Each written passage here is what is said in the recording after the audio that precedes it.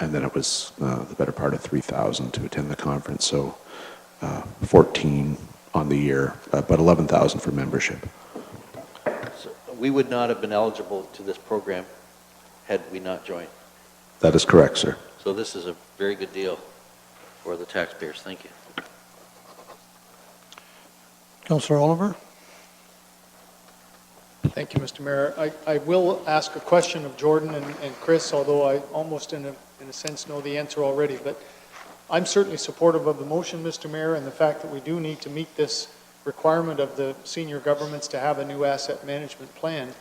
But to our staff, with even the best asset management plan in the world, is it not correct that we will only be able to address the priorities of asset management and replacement and upgrading, provided the senior governments are in the game in terms of helping to fund those replacements and upgrades? Is that not the correct scenario that we're going to be faced with? I'll take a stab at it, Mr. Mayor. Absolutely correct. It's one thing to pursue this on the assumption that we're going to get some grant funding in the future. Perhaps Mr. Johnson would be better qualified to talk about those funding streams that Norfolk County is eligible for, or which may indeed dry up if we don't pursue this this approach. With that, perhaps Mr. Mayor, Mr. Johnson could add to that. Thank you, Mr. Baird. Through the Mayor to Councillor Oliver. There has been a recent increase in funding through the OSIF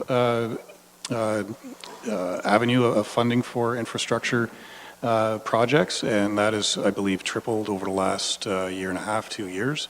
And we are in process with the capital budget to fund certain projects for the current 10-year capital plan. Now, as far as provincial and federal funding going forward, that is something that we will be monitoring and investigating, and through Mr. Sangers as well, trying to tie those into the projects going forward. And it will be a multi-year project to do that aspect.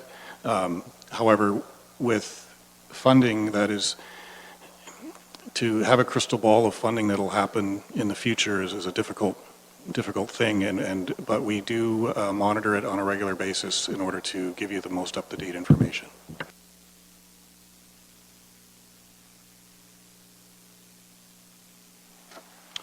Well, moved by Councillor Wells, seconded by Councillor Oliver, that report PW 1856, the FCM grant application, be received as information, and that Council direct staff to apply for the grant opportunity from FCM, the Municipal Assessment Management Program, for the project Norfolk County Asset Management Policy Strategy and Program Development.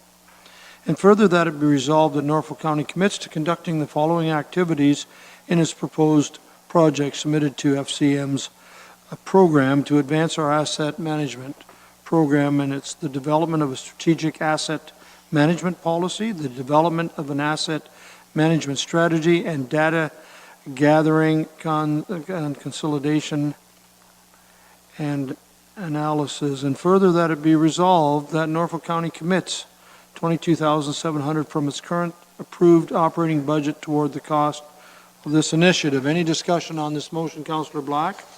Luke, thank you very much, and I will wholeheartedly support this. And I don't know how we've actually operated without it, because when we, prior to amalgamation, it was a little bit easier with smaller communities to manage our assets, our inventories. But now, I mean, we're a lot larger. We're still not as big as some, but with over a $200 million budget and many hundreds of capital assets, we need to know what our inventory is. We need to know how best to manage them and how to prioritize the money that the taxpayers' money that we spend. And in order to do that, we now have the individual, Jordan.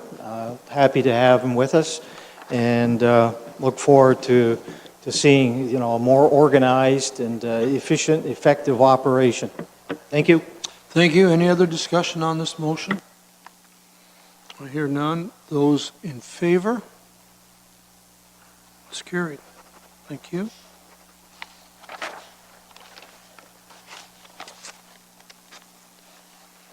We have one more report this afternoon. It is on page 35. This is the 2018 forecasted variance. Mr. Johnson, I'll turn it over to you. Thank you, Mr. Mayor. Through you, Mr. Mayor, to members of council, this is a report that Public Works worked closely with Finance to bring to council's attention a significant variance in winter control.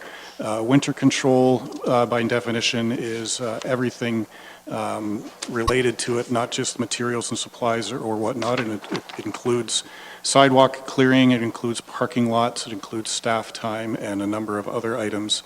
And staff wanted to bring to council's attention that as we sit currently, we have a $950,000 deficit, and this is the dollar amount today. It doesn't include any forecasted occurrences for winter control for the remainder of 2018. So in other words, if we do not have to use any winter control at all for the rest of the year, we still have a $950,000 deficit, and I would be happy to answer any questions. Thank you very much. Questions for Mr. Johnson? Mr. Brunton? Thank you, Mayor Luke. Just very quickly, I can't dispute the figures, but I'm wondering, I know and I don't have my budget in front of me here, but there were a lot of projects we canceled this year, Holden Ave, Head Street. I think there was a list of them last meeting. But were any of those financed through the levy? Those were capital projects. Was there any levy saving by not proceeding with those projects? Through you, Mr. Mayor, to Councillor Brunn, I would have to, that's a pretty detailed question. I wouldn't want to answer incorrectly to you. However, if there's any projects that are canceled that are levy funded, that would go towards the surplus deficit at the end of the year. Okay, and again, I assume in our $228 million budget, have you looked at other areas where we might save any kind of levy savings? Through you, Mr. Mayor, to Councillor Brunton, that's a very good question. If we had the systematic formal variance report that we're planning on doing next year, okay, that's exactly what we would be presenting before you today. This is a very high-level report to give you basically a heads up that this is coming down the pipe. And if we had a formal variance report, we would definitely identify both negative variances and positive variances and give you a forecasted surplus deficit at the end of the year. Okay, and so I assume you will be looking at that and the capital that was deferred, I'll use that word, for till next year. The capital projects I just mentioned, Head, Holden Ave, those kind of things. You're going to look at that? Through you, Mr. Chair, yes, we'll look at those projects. Perhaps you can give me that list afterwards. And well, I don't even know what they all are. I only know those two because they're in my ward. Thank you. Okay. Councillor Height?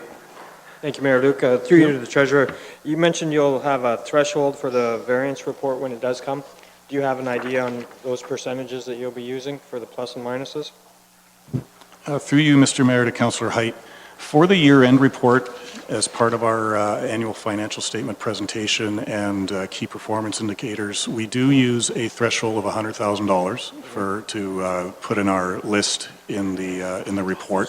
However, when we start the variance reporting project, where we would be bringing a report to council on a regular basis, the threshold is a very good question. That is something that we would have to discuss in order to set that threshold. Okay, and do you have a date for when you think you'll have that report completed that I can hold you to? Through the mayor to Councillor Height, so what we are planning on doing for the 2019 operating budget variance report is to have a variance report as of May 31st and hopefully have that to council in August. Yeah, I wrote that down, Mr. Treasurer. My next one, I guess, is that you provided us some figures on what the winter control budget and actuals were over the last 3 years. And had we had a winter control reserve fund, we would have had $1.2 million set aside in it if we had taken 2016 and 2017 surpluses and inserted it in there. So my question to you is, a lot of municipalities do that for that purpose so that it's not fluctuating or crazy things like council cutting into winter control doesn't happen? Will you be looking at doing that? Through you, Mr. Mayor, to Councillor Height, we are planning on bringing a reserve policy report to council, and that is one of the options we were looking at, is a reserve for winter control. You can see by the history that, yes, if we had a dedicated reserve to winter control, this could have been mitigated. However, any surplus that we do have in winter control does go to our contingency reserve at the end of the day, offset by any other surpluses and deficits throughout the GL.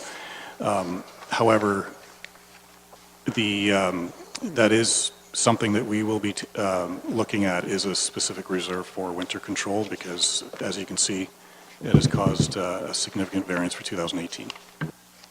Right, so what I'm hearing right now is that we put it in a contingency fund and then we spend that in any operation that so needs it, right? So, but winter control should have its own, is how I feel.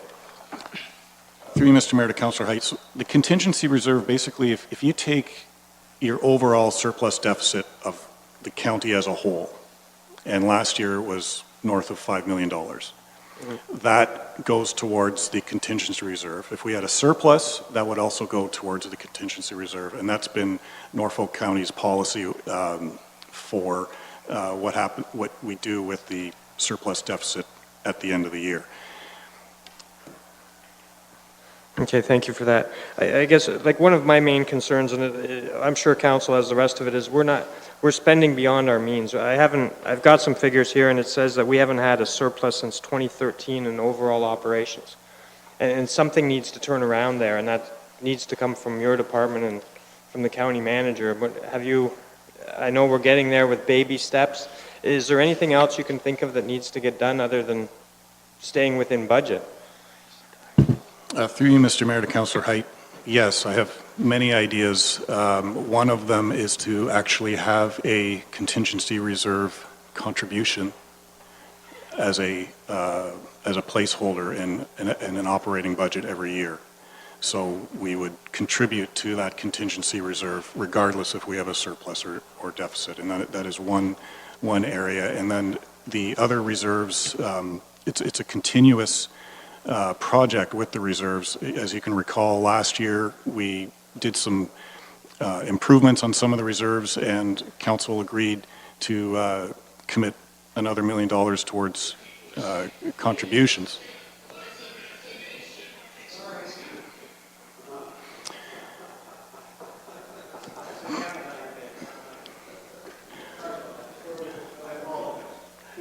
Thank you. You're okay? On that note, you'll sit down. Is there any other discussion on questions on this report? It's been moved by Wells, seconded by Oliver, that report FS 1835. This is the 2018 forecasted variance be received as information. Discussion on that motion to receive as information. Councillor Black? Council, just looking at the variance for the roads, winter control, council has taken a gamble on that for many years now, and the gamble paid off, because we would ask Public Works, starting with Eric DeHaan, whether there was room to take some of the money out, and we did, and it paid off. And now this year it didn't, so we took the risk, and it was council that took the risk, not staff. The staff has always put in the amount that they thought that they needed. This year, it didn't work for us. Any other discussion? If not, those in favor? That's carried. Thank you. Councillor Black, if we end up with winter road clearing, and we get a surplus, we can give council the credit. If we end up in a deficit, then we got to blame the weathermen, you know. That's just something that nobody knows. I don't know what this winter's going to bring. Let's move on. I'd like to go another 10, 15 minutes and then break before our 5 o'clock deputations that are scheduled. So I am going to go on now to page 51. There you will see copies of the minutes of our council meeting held August the 28th, 2018. You've also been distributed with the closed session minutes as well. I'll ask you if there are any errors or omissions, and if you can bring that to our attention. Seeing none, then I will declare the minutes as adopted as found on page 71 and beyond. Actually, it's page 51. I'm getting ahead of myself, sorry. Page 51. On page 71, I'll go now to our reports from our advisory committees. On page 71 is the Tourism and Economic Development Advisory Board minutes. Any questions about those minutes? And those are on page 71. Councillor Height, please. Mayor Luke, item F on there, the transportation link to Brantford, says Mr. Potts said that the provincial government has canceled the funding for the transportation link between Norfolk and Brantford. Or have our staff heard anything about that?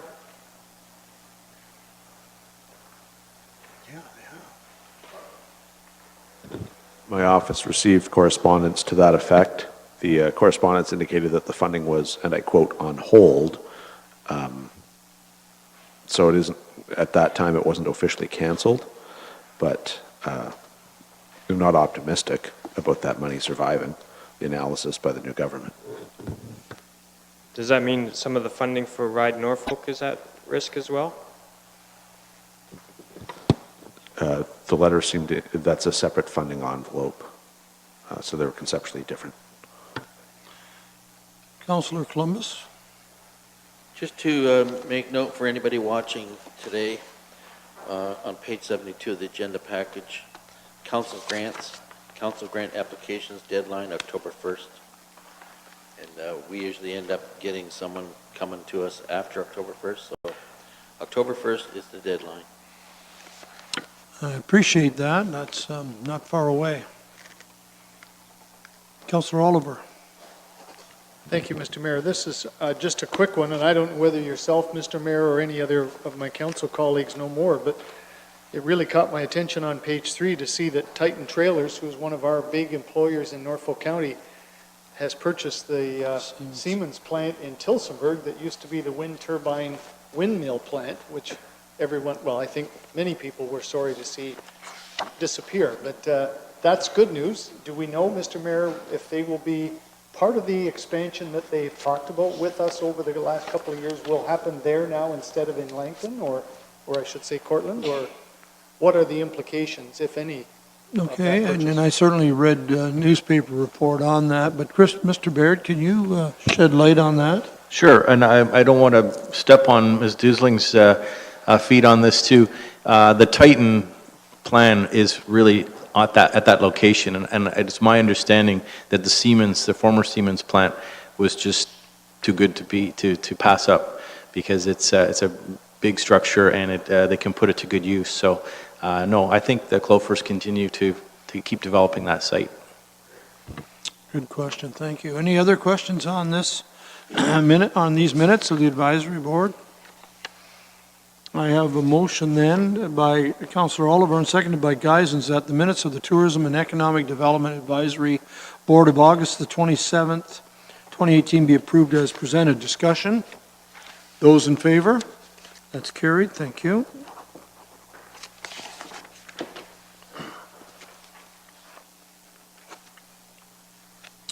Page 75.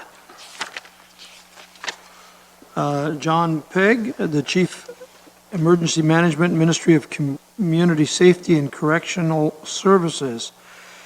Some communications on Emergency Management and Civil Protection Act of 2017 compliance review. I have a motion by Councillor Wells and seconded by Councillor Oliver that this correspondence from John Pegg, the Chief Emergency Management, Ministry of Community Safety and Correctional Services, be received as information. Any discussion here? Councillor Oliver, please. Thank you, Mr. Mayor, for letting me speak on this one too briefly. And I'm not sure who the appropriate staff would be, perhaps Mr. Cridlin or Ms. Dusling, I'm sorry. The document that the county produced relating to emergency access and egress of our shoreline resort communities a year or two ago, would that have been presented to this ministry as part of our overall compliance documentation, if you like?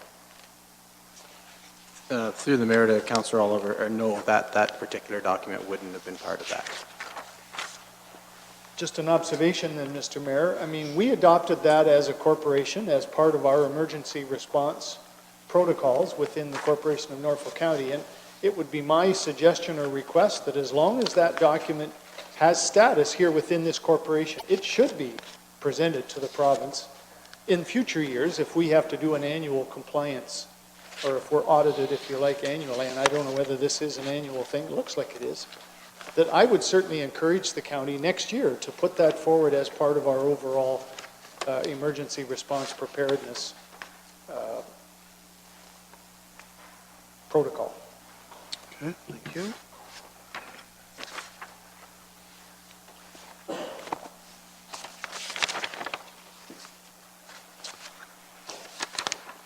Those in favor of the motion? I guess I should call the question. That's carried. Thank you.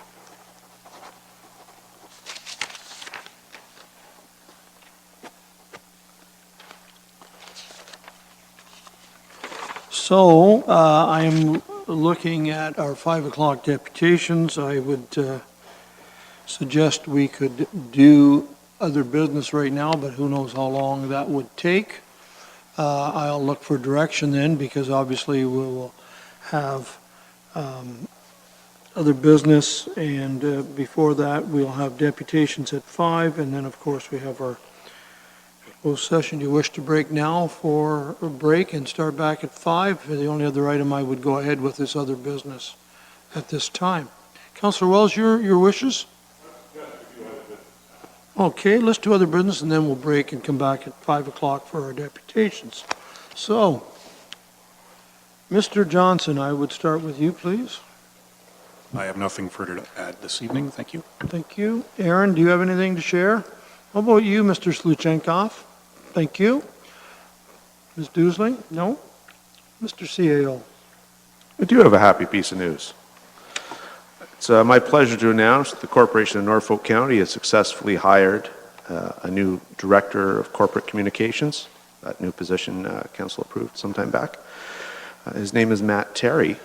Matt joins us from McMaster University, where he's the Manager of Strategic Communications. He volunteers with the Red Cross, is the volunteer team lead in the communications for the Red Cross in the Greater Hamilton area. He's starting with us October 9th. He's won a number of awards for public relations and communications work, and we're exceptionally excited to have him join us. And that is spelled T-E-R-R-Y? Correct. Correct. Thank you very much. Thank you. Deputy Mayor? Mayor? Well, you don't want that job. I'm sorry, Deputy Clerk. Thank you, My through the mayor. apologies. No, I'll stick with being the deputy clerk. Okay, thank you. The only thing I have to mention is that in your agenda package is the action item list. Yes. What will happen for the next council meeting, which is the last council meeting of this term of council, there will be a revised list if there are any changes. So what the Council Services Department is asking councillors to do is make any note of any item you wish to forward to the next term of council and bring a motion ready for that regard. Because if an item is not on in a motion and approved, then it will be basically dropped from the list. So just a reminder, it will be on the 25th. Appreciate that. Thank you. I'll get your name right, Mr. Cridlin.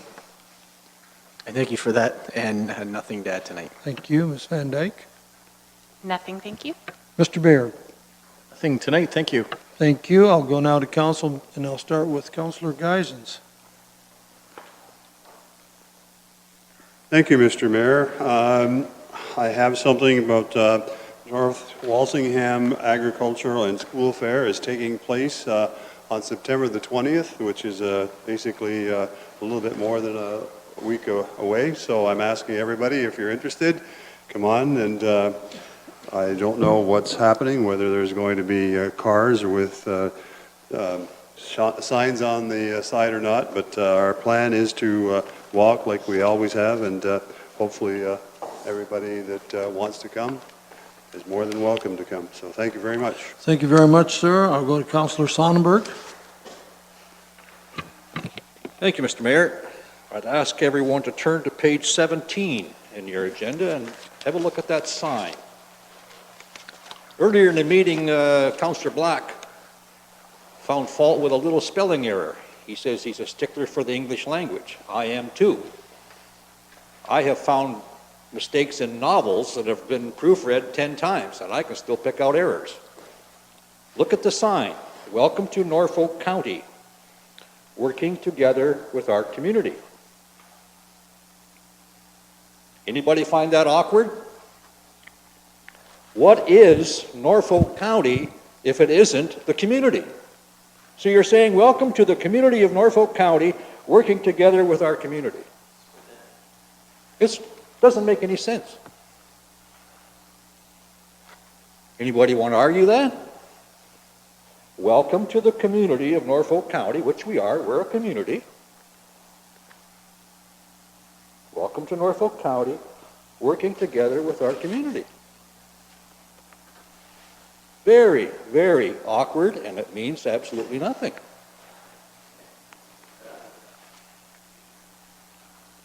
So I don't know how we go about changing that, but I'd like to see the wording changed on that somehow. If I may, if I understand you correctly, Councillor Sonnenberg, I think it's not the welcome to Norfolk County part, it's the working together with our community, because I think it's fair to welcome people on a sign that enter your county or your municipality. I'm just curious of whether it's the welcome to Norfolk County. That's what the sign says. Yeah, are you having a problem with that part, or is it the part below it, or both? I'm having trouble with the little catchphrase, working together with our That's community. what I thought, Yeah. okay, but you don't have a problem with the welcome to Norfolk Oh, County? absolutely not. That's Okay, great. just- yeah. But Norfolk is a county, it is a community, and then we say, working together with our community. Totally redundant. I'm looking for a solution. Would we be wise to say, welcome to Norfolk County, working together? I don't know, I gotta think about it. Councillor would Height, too. I think he's got the solution. I thought we already had it, Mr. Mayor. Aren't we open for business? Not that I really like that one anyway, because who closes for business, but I thought that was our whole logo or branding initiative on Norfolk County's website, but we're changing it for the signs? I don't know, I don't get it. Councillor Oliver? Mr. Mayor, I certainly don't have a solution, but I don't want to see a debate that's going to keep me from having a bite to eat in a few minutes. So we have had this as our corporate community, our corporate slogan for the last number of years.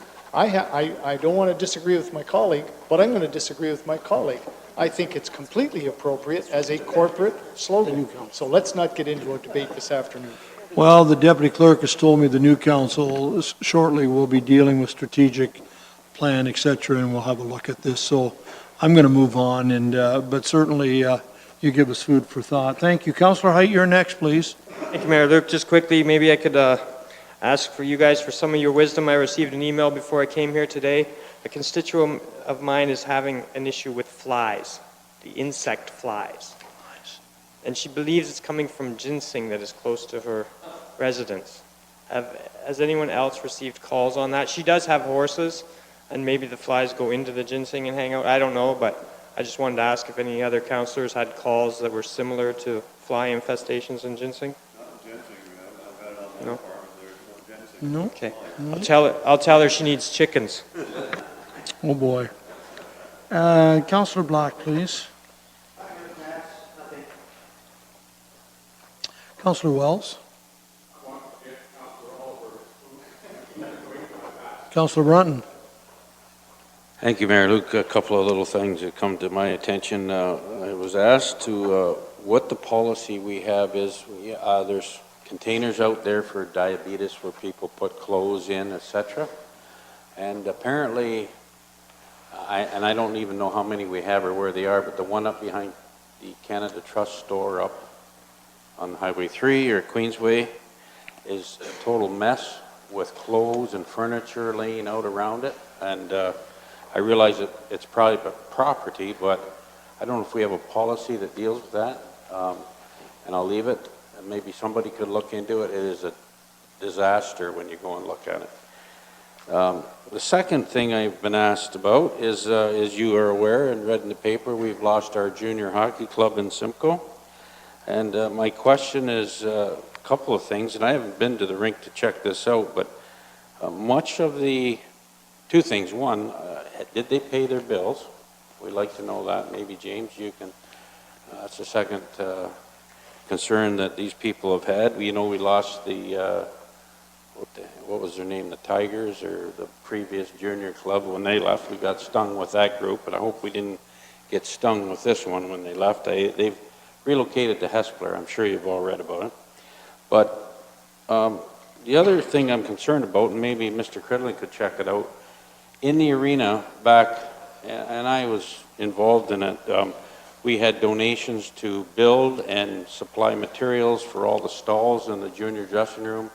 We even had things donated back then. And I wonder, when this team left, if surely they did not dismantle all that stuff off the walls. So I'm not sure if it is, Mr. Cridland, or you could look into that for us. Through the mayor to Councillor Brandt, yeah, I'll have to look into that. Okay. And of course, the money, I'd like to know if the bills were paid. Well, we can get back to you on that, yes, Thank you. certainly. Thank you. Councillor Oliver? Just one really quick thing, Mr. Mayor, given my colleague's mention of the fair in Langton coming up, just remind everybody, we won't have another meeting before the Donnybrook Fair, which is on September 22nd and 23rd in Walsh, one of the really old fall fairs in our county and in southern Ontario. So hopefully all those watching will put it on their calendars to attend. Thank you. Thank you. And Councillor Columbus? Thank you, Mr. Mayor. Just to mention that the Agricultural Advisory Board farm tour is on tomorrow. Bus leaves 8:15 sharp at the Robinson Building. Okay, should be a good day. Thank you. And I have three items. You've mentioned the one, Councillor Columbus, the ag tour. Very important to go out and see what's going on in our agriculture community. Councillor Columbus, I have a commitment at 9 o'clock here, but I will catch up at Harry's Berry, so I hope you keep your cell phone on if I get lost. But I should be there by 10 o'clock. I do want to just mention two things. Number one, I want to talk about, for a second, about Bayfest, Port Rowan, Labor Day weekend. And I want to talk about Fall Fest in Delhi this past weekend. I just want to say that we are so lucky to have the volunteers that work throughout the year to put those events on, not just the parade, but the community events. I mean, without these festivals that we have all over Norfolk at various locations, that is what certainly brings communities together. So I want to just say thank you to those folks for the work they do. They were well attended, and I think everyone had lots of fun. Okay, we will break until 5 o'clock, and we have two deputations at that time and a staff report to deal with. Thank you.